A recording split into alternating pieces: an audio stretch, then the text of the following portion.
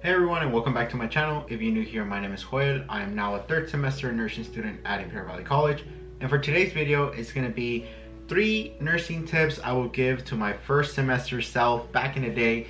So I'm an upcoming third semester nursing student, and my college, well, my nursing school has 4 semesters.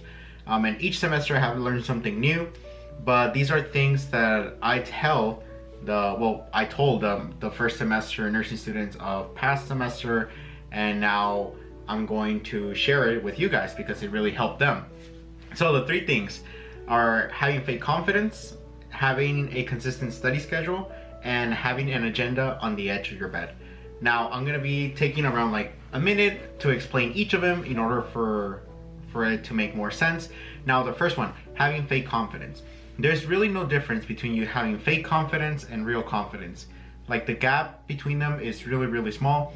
So if you really try to fake it, everybody's going to believe it. And I can tell you that by experience, because in high school I had just pure fake confidence, and for a lot of people it really surprised them of how confident I was, and it kind of like went into arrogance in a way, or like cockiness, because I would take it to like a different level. But everybody around me thought that I had like really good confidence, and in reality it was all fake. Now going into college, it was kind of like the same thing, but then I actually started to believe it, and then my fake confidence turned out to be real confidence as it built up.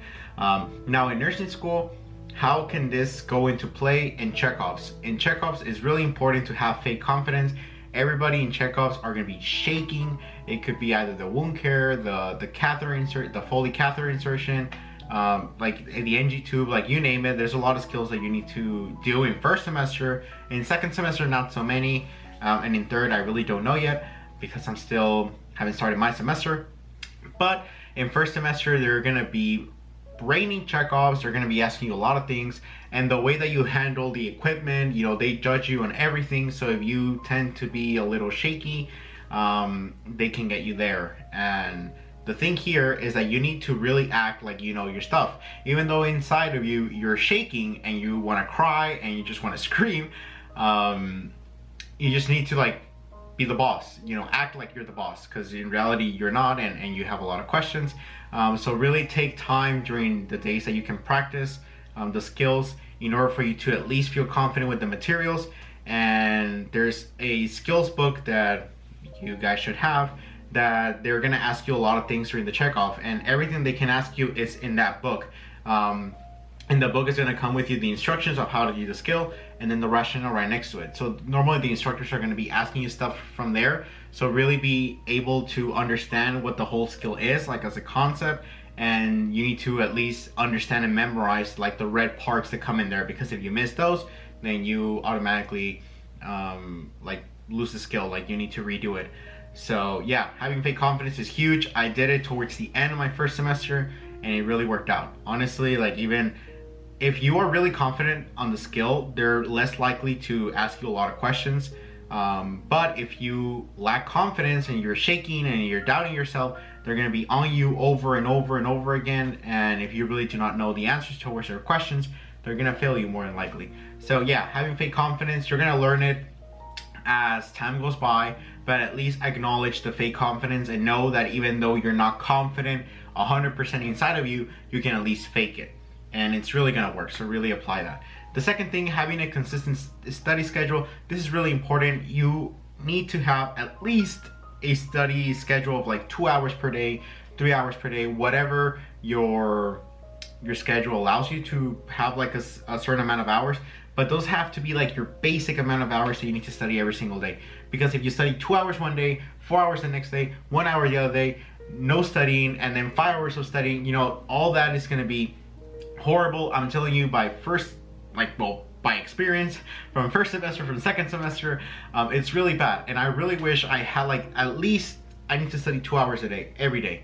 Doesn't matter what day it is, having 2 hours. Do not try and compensate time because you didn't study in another day. Just wake up early. Please just do it, because if you try to cramp everything, it's going to be horrible, because then you're going to have all that pressure. And a lot of people like working with pressure, but 90% of you guys will likely, you know, be like doze off, and you will not be able to concentrate because of the pressure, the anxiety. So really at least space it out, having a consistent hours of, let's just say 2 hours per day. 2 hours per day, and then if I go above, that's cool, but I cannot go below 2 hours a day.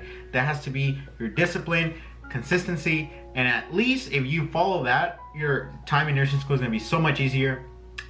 So yeah, please have a consistent study schedule, or else you're going to regret it as time goes by. And if you pass the exam because you were cramping, then that's cool. But when the final exam comes in and you need to review every single chapter because you cramped everything, then you're probably going to be in a lot of trouble, and you're probably going to be dropping the class because you're going to fail. So please don't do it. It's a really risky move to leave everything until the end and cramp everything. Do not be in that situation. You're going to be crying yourself to sleep, so please do not do it. The last thing is having an agenda on the edge of your bed. Why on the edge of your bed? Because when you wake up, the first thing you're going to be grabbing is your agenda. And even though you're going to be a little doze off, you're not going to be checking your phone. That's not going to be the first thing you're going to check. The first thing you're going to do when you wake up is having an agenda, so you can write down the whole thing you want to do throughout your day. Studying, Zoom class, lecture, or you need to go to actual, to your college, your university, to take classes. But have everything in your agenda. It's going to take you maximum 1 minute or 2 minutes of your time maximum to write down the things you want to do throughout your day. Just write down my studying for 2 hours, my workout, my lecture from 8 to 12 or whatever, my breakfast, showering if you want, but things like that. It's going to take you maximum 2 minutes of your time, no more than that. And yeah, it's going to be great, because then when you wake up and then you shower, whatever, have breakfast, then you have the whole schedule already planned out for you. And it's going to be harder for you to procrastinate because everything is going to be there, everything is laid out, and you know exactly what you need to do throughout the day. So that is pretty much going to conclude the video that I have planned for today. These are the 3 crucial things I will tell my first semester self, and my time would have been so much easier, so much smoother, and a lot less cramping, and a lot of,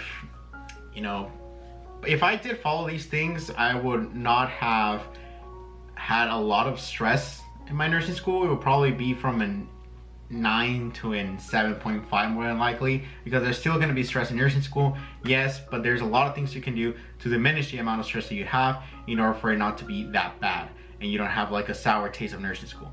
So if you stood out until the end of this video, thank you so much guys for watching, and I'll see you guys into the next video. Bye bye.